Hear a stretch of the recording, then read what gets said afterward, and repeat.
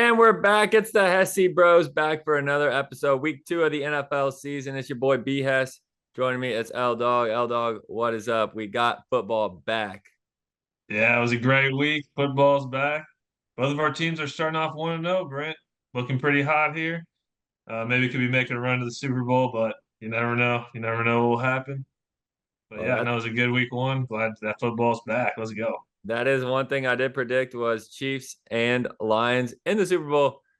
And I'm glad I predicted that because some of my predictions from last week were a little bit off. We're going to talk about it right away. One prediction that wasn't, though, was Chiefs game. I mean, I predicted that one to a T. I think I said final score 27-24. It was 27-20. It could have been 27-26 pretty easily. So I was all over that one. But Isaiah Likely dominated for the Ravens, almost had a second touchdown. I told you, X-Man, I told you, watch out for those rookies. X-Man was electric. And the Chiefs defensive line got to Lamar. That was the difference in the game, as he was just didn't have time in the pocket. The first half, he couldn't throw the ball further than 5 yards down the field because of that defensive pressure. So yeah, all things considered, happy with the Chiefs' week 1 performance. Of course, like Isaiah likely said, if that's the best Chiefs got, be scared come playoff time. Trust me, that's not the best Chiefs got. Chiefs play their best in the playoffs every year. So that guy is a little bit whack. But hey, I love the Ravens too. So I think they're going to be just fine this year. That's my takeaways from that game. Yeah, now seeing the Chiefs actually having a solid receiving core is going to be scary for the league, especially once Hollywood Brown gets back. So yeah, the Chiefs are putting the whole league on notice with that first win. Even though the Ravens had a chance to come back there at the end, the Chiefs looked really solid in that one. Give me your Lions reaction. That was another game that came down to the end. Yeah, I was really scared. I did not know if we were going to be able to hold on there. Stafford absolutely played amazing without even having Puka in the second half to be able to lead those drives like that. And it's not like the Lions defense was just giving him anything that he wanted. He was just making play after play. He had a 1/3 down where he's getting tackled and just lofts it up. Perfect pass somehow for a first down. Where if we get the sack there, the Lions probably easily win in regulation. And I mean, it was a great game, but of course, Detroit's just too powerful. I mean, we get down the field and we're able to get the dub. Like this doesn't happen in Detroit Lions history. We don't win these close games against good teams, and we're doing it now with Dan Campbell. It's a great feeling, and it really makes you feel invincible as a fan. I mean, That's awesome. you're going to lose some games like that, but what a great way to start the season. The Lions was one of my big moneymaker games of the weekend because I just started live betting each drive. I had a feeling that Stafford wasn't going to go away quietly, so I started live betting that Rams drives would end in points. But then as soon as they tied it up, I live bet Lions to win the game. And so that was pretty huge. Overall, I only had a couple picks that I really ended up was decisive on and I liked and I bet. One of them was pretty big flop. That was Washington to beat the Buccaneers, and Jaden Daniels, the rookie, did not look good. And that was kind of a theme. The rookie quarterback struggled. I bet the Bears to cover the Titans, and they somehow did. There was no help of Caleb Williams, though. The defense touchdown and a special teams touchdown. We'll talk about him because he's in the big Sunday night matchup this week, so we can get into that one.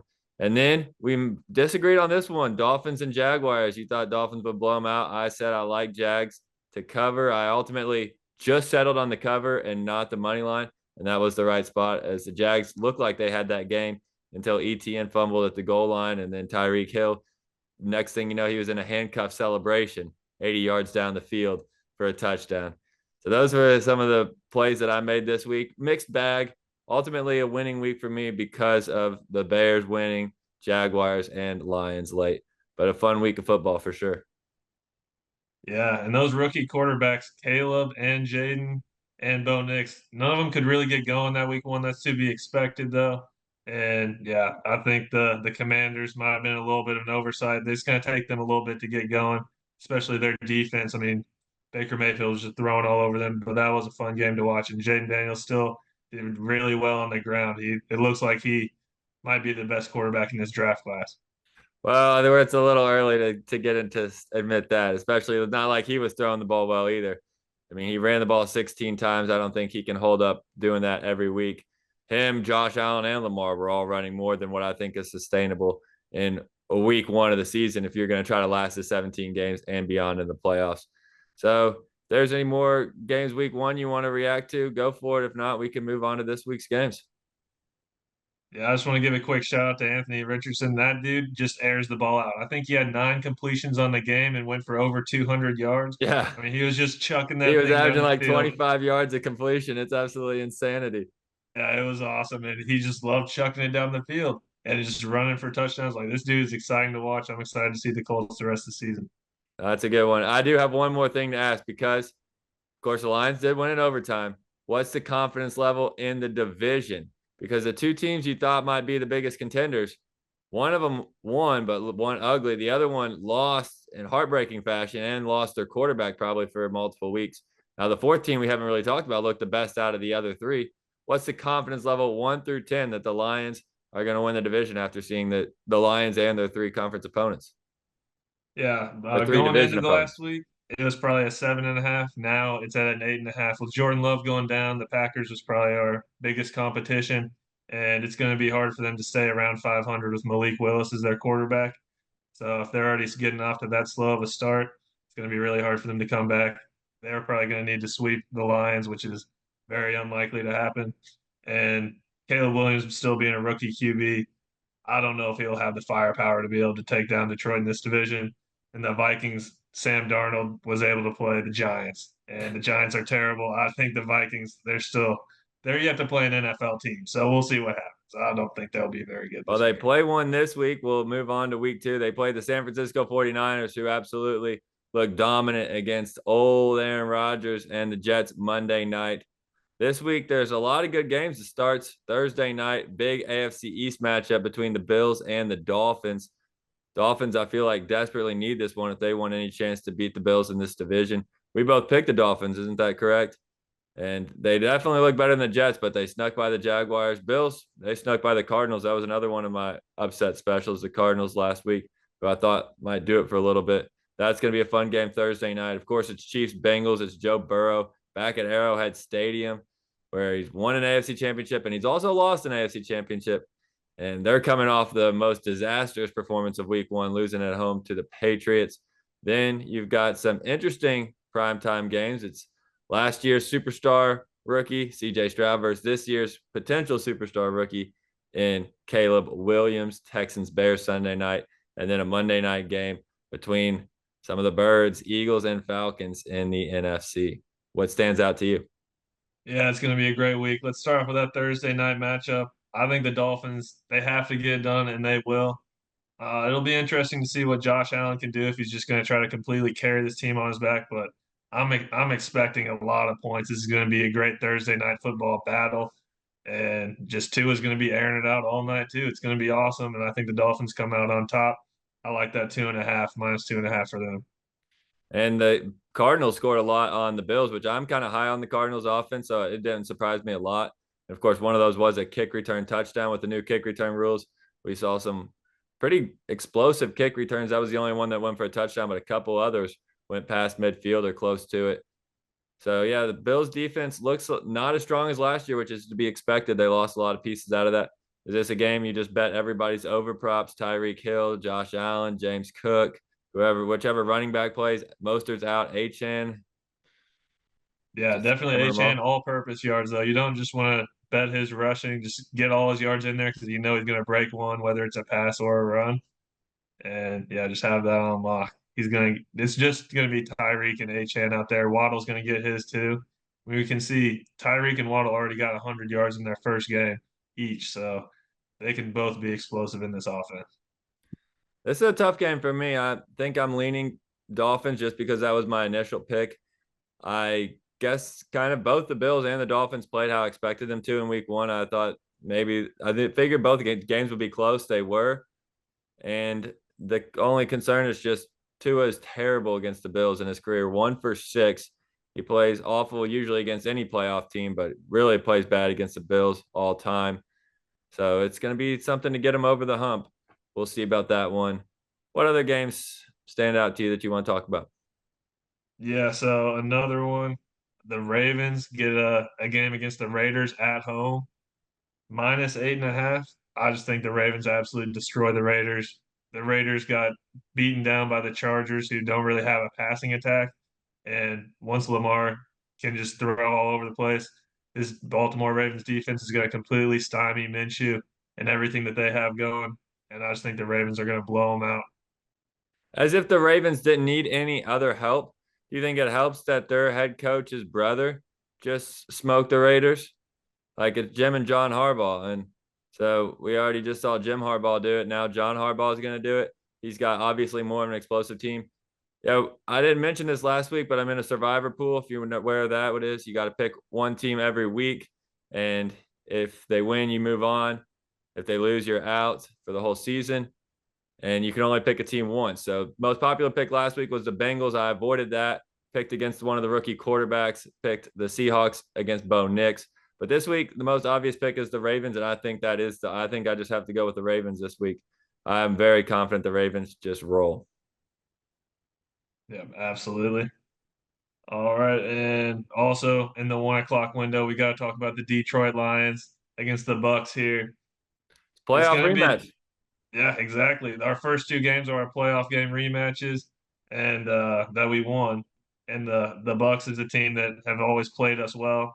They have a great rush defense, so it'll be good to see those two powerhouses collide. A lot of people think the Lions have the best rushing attack in the league, and the Bucks with their defense, Vita Vea in the middle, always tough to stop to get by him, and it's going to be a good matchup. But I think the Lions just have too much firepower. But Baker's been playing real well, and like in his last 10 games, he's been absolutely balling out. So I think it'll be a close game. I don't really like the spread 7.5 that much for the Lions, but I just think that the Lions will be able to get it done at the end of the day, maybe by a field goal or touchdown. Yeah, this is one where I probably won't be touching the line on it, but might go for some player props, especially any of those Lions wide receivers. Bucks secondary got dinged up pretty bad in week one. And the Bucks, though, they're a team that I just haven't given credit to since it's been the Bake Show in town last year or this year. Never really thought that they would continue to win as many games as they have, and last week included.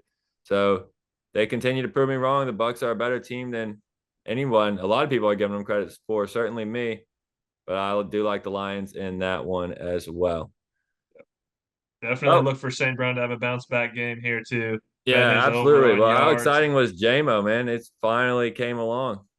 Yeah, this is going to be his year. This is breakout year's first year where he's actually with the team for the at the start of the year. His rookie year, he had his torn ACL, and last year with his gambling suspension. So he's going to have a full year this year as long as he can stay healthy. And he's the clear number two without Josh Reynolds there. Look for a big year from him. I think he'll be able to crest over that 1,000 yards mark Oh, and really make a name for himself this year. He's oh, already they got get three 100. 1,000 yard receivers. Yeah, he's already got 130 down, so not too much left to go for him. A few more JMO deep balls, and it'll be Well, we're that ready to good. talk some Chiefs football against the Bengals. Let's do it. Now, this is an interesting game for a lot of reasons. Bengals obviously terrible week one performance against the Patriots. They've been used to that in the last couple of years. They've started 0-2. Now they play the Chiefs, a team that they have had more success against than most. Everyone talks about how Joe Burrow's got a winning record against Mahomes, and that is true. But the Chiefs have won the last two meetings, both at Arrowhead last year. To eliminate the Bengals from playoff contention, now was Jake Browning, but that ended the Bengals season. And of course, the year before that ended the Bengals season in the AFC Championship game. So a lot on the line in terms of anybody that still wants to try to knock Mahomes down a peg. This is great ammunition if Burrow beats him again. Just saying that Burrows just has Mahomes' number. So I get the importance at that level. And obviously for a potential playoff seeding, whether it's the Ravens or the Bengals, you expect one of those teams to win their division and be in the hunt for a high seed like the Kansas City Chiefs will. So it could be huge in terms of seeding and home field advantage. I just think that the Chiefs are rolling. They're going to stay at home. They have extra days of rest. And I don't see any reason why the Kansas City Chiefs can't move to 2-0, beat two quality opponents early on. Bengals have to play better than they did against the Patriots. Some untimely turnovers and really couldn't stop Ramondre Stevenson. So I expect Isaiah Pacheco to maybe have a big, big game. Yeah, I'm definitely with the Chiefs on this one. I do think Jamar Chase is going to be able to bounce back. He was holding out all the way up until late last week, coming up on the game. So just getting some more reps in, getting in that game is definitely going to help him. He's a great receiver. So I think that the Bengals offense is going to show a little bit more, but I still think the Chiefs can get it done. It's early in the year, and the Bengals always are slow to start the year. Having a big opponent like Kansas City is not going to help them out. I think Kansas City gets this one done. Oh, yeah, I like that. My prediction is 23-14. I'll take the over on Isaiah Pacheco yards. That'll be my main play in that one. Okay. Well, we do have to talk about some of these games that all intertwine, and it's because some of our NFC picks don't look too good after week one. Both me and you picked the Falcons and the Commanders to win their divisions. Both of those two teams looked very bad in week one, and some of their division opponents looked really good. The Buccaneers and the Saints looked great. And of course, the Cowboys looked really good beating the Browns. The Eagles, I don't know if they look good. I think their defense still looked pretty atrocious. And Jalen Hurts made some mistakes, but they got a quality win against Green Bay. So where do we go from there with these teams? And especially in terms of this week's games, the Cowboys are playing the Saints, two of the teams that looked really good this week. And meanwhile, now it'll be on the Falcons to try to rebound against the Eagles on Monday night. What's your confidence level just that the Commanders and the Falcons can still win these divisions? I think they can still do it. I think the Commanders have an easy game here against the Giants. I think that they're going to be able to get it done there. And once Jaden Daniels starts getting going in that offense, hopefully the defense can shore up a little bit more. And I think they can get it done. Jalen Hurts looked really bad. I don't trust him with the Eagles offense. The Packers should have won that game. Just Jordan Love making mistakes down the end. Like it seems like that's what always happens in these games, which is I'm fine with that as a Lions fan, but it Right. seems like he always doesn't really clutch up and whenever it comes down to fourth quarter and getting the game, finished off and getting the Packers the dub. So I really do think that the Commanders can still do it. They have a good team. The Falcons, on the other hand, I'm still, gonna be but rough. I'm kind of off the Commanders just because how good the Cowboys looked. Cowboys usually they're not good on the road. They came into Cleveland and just beat them on both sides of the ball. Dak was killing it. The run game looked at least capable, and then defensively just swallowed up that sad, sorry Browns offense. That's the team I'm worried about. I don't see how the Commanders are going to be able to match up against Cowboys. Yeah, that is true. Just I think the Cowboys offense, sure they played great against the Browns. It'll be interesting to see if they can keep that up. But the Browns are not starting a good quarterback. Deshaun Watson is trash. And Yeah. so the Cowboys defense, I mean, they have good players, but we'll have to see how it plays out. They probably will get 10 wins, but I expect the Commanders to come fighting back. They might not be able to go all the way and win the division, but still make the playoffs. So you're telling me don't sell off my ticket just yet for pennies on the dollar? Because I'm thinking Not about yet. doing it. I think that one might already be a donation. Nah. Okay, we'll talk about the NFC South. Falcons, Bucks, Saints. Obviously, Panthers are trash. They proved that against the Saints, but it feels like it's always Bucks, Falcons, Saints for the last couple of years, just fighting for whoever can get to 9 wins first wins the division. And right now, the Falcons just gave a game away to both of them in the race. Yeah, exactly. And Cousins did not look like himself in that game. Clearly, the Achilles is still bothering him. So it's going to be rough against the Eagles this week and then the Chiefs the week after that. You could easily see the Falcons starting off 0-3. It's really hard to win a division after starting off 0-3. But still, I feel like the winner of this division is going to be around 9 or 10 wins, like it usually is. And so even though like they're just gonna eat each other alive. I think these three teams are all pretty similar as far as their skills and their talent that go and the way they're gonna play. The Saints again, they didn't play an NFL team week one. I mean that Panthers team is absolutely terrible. Yeah. So we'll have to see how they actually do against NFL teams coming up here. But yeah, I'm not So ready to be what are done. the non NFL teams? Just so I can be straight going forward. How many teams Giants are and in the NFL? Panthers. Giants and Panthers. So it's a Yeah, those 30 two team teams team. are The terrible. Get Patriots them proved out. themselves they're officially an NFL team. Yeah, we'll allow them. They actually have a defense. Yeah. The other two teams don't have anything. Okay. Well, good. I'm glad that's the only two you mentioned because I might have a sneaky pick coming up that might fall on some people's not an NFL team list. There you go. So good thing to know that you, at least as of now, until maybe I say them, then you might change your mind.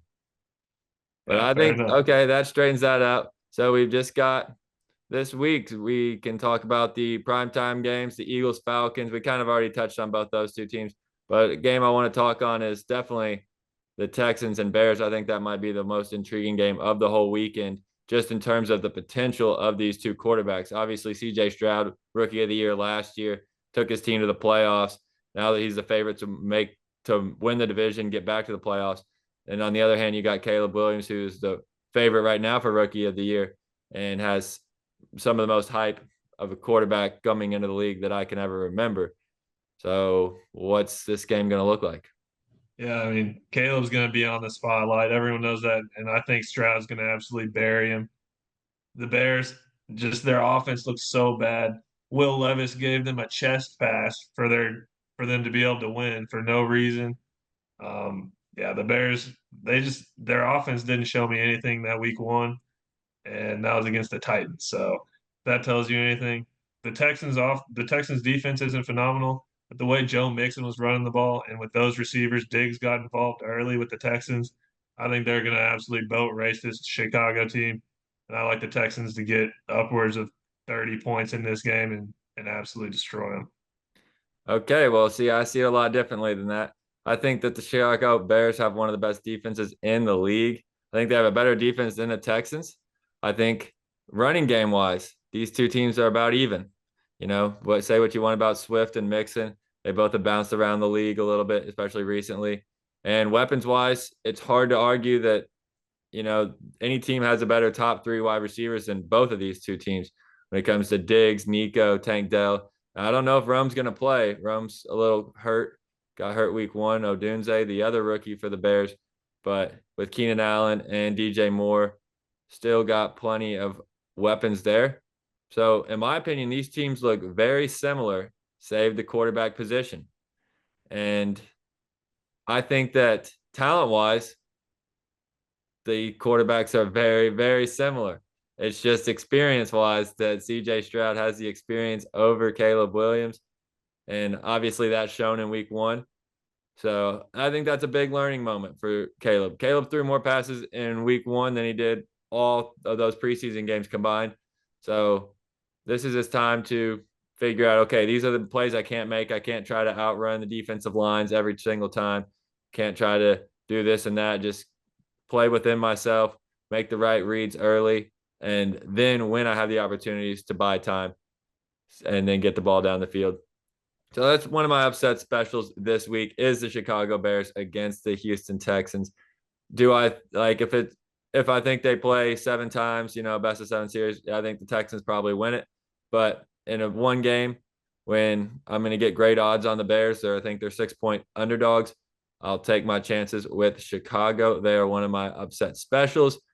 And my other one, I do also think I'm going to take the Falcons over the Eagles. We talked about the Eagles, not really trusting them exactly. I think Kirk Cousins needed a game with the Achilles with a new team. I'll take my chances with them. And then my third one is the other team I thought you might say is not an NFL team, and that is the team the Chicago Bears beat last week and the Tennessee Titans. The Titans defense was really good. There's not going to be a lot of teams that hold Caleb Williams to under 100 passing yards and 50% completion this year. So give me the Titans against the other Achilles man and Aaron Rodgers and that Jets defense that couldn't stop Jordan Mason. I think that Titans, Falcons, and Bears are my 3 upset picks of the week. I want to be Hess. I don't know if I'm going to be telling you on those. The Titans, I mean, it's hard to bet Are they a them, real especially. NFL team, or is they down to 29 after I mentioned it? Oh no, they're definitely an NFL team. I mean, they have a solid defense, like I said, and they have good weapons. They actually do. Tony Pollard, I think he's going to have a We just great need year Will this. Levis not to freak out, Yeah, and exactly. them And he not and just, the punter not to get blocked for a touchdown. I mean, that's the reason they lost. They win that game easily if those two plays don't happen. If they don't have a punt block for a touchdown and Will Levis throws the ball from his knees to the other team, then yeah, that they win that game. So I think that I don't see why the Bears and the Jets are similar in a lot of ways. They both are supposed to have good defense. I think the Bears have a better defense, and the Jets have a quarterback on the tail end opposed to the Bears quarterback on the front end, where neither of them are at their peak. They're one's going that way and the other one is coming down the other way. So I like the Titans in that one. That's fair. I did bet the Titans last week against the Bears. A little last minute. I thought it was going to work, but You it were is what it looking is. But the good for a Titans are a long solid team, ways. and they have so many new pieces on that team too. So I'm excited to see what they're able to do here. That'll be a good matchup. And the Falcons, it's going to be tough to tell. I mean, their offense just looks so bad against the Steelers, but the Steelers have a great defense, and The so Eagles do not. yeah, Eagles do not. So that should be an exciting game. Hopefully, there'll be another high scoring one. All these primetime games this week are going to be real high scoring. It'll be fun. And talking about that Steelers defense, that's my absolute lock of the week. The Steelers are playing the Broncos with Bo Nix, maybe the worst quarterback in the league. Just because he's a rookie, he has no experience, and this Steelers defense is going to absolutely maul this guy. I would not be surprised if the Broncos have probably less than 10 points. Almost 10 points might be their max this week. And the Steelers can easily get at least 17. Their offense isn't great, but they can put together a few drives and get 14 to 17 points this week. I love them. Right now, they're minus 2.5, and it just seems hard for that not to be an absolute lock. No, I do like that one. That one is in Denver. I did think about that as my survivor pick, but being on the road in Mile High, it is sometimes tough to play in the altitude. But I do agree. Steelers, somehow Mike Tomlin, is he going to find a way to get to 8, 9 wins and get to 500 again this year when it seemed like everybody was ready to write him off? He did it last year with nobody at quarterback. Now he's got somehow even worse quarterbacks with Russell Wilson not playing and Caleb or Justin Fields not being able to get a touchdown, but still being able to win the game with 6 field goals. Pretty nuts there. And they're playing against a team that their defense scored half their points. The Broncos got 2 safeties. I don't think I've ever seen a team get 2 safeties in a game. And then, of course, they still can't win. So pretty nuts. But yeah, that's week 1 in the NFL. I do agree with the Steelers.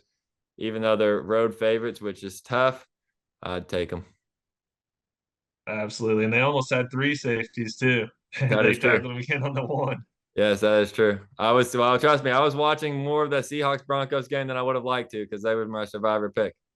Yeah, yeah. There you go. And also in that late window, we've also got the Rams right now at plus money against the Cardinals. I'm absolutely slamming that.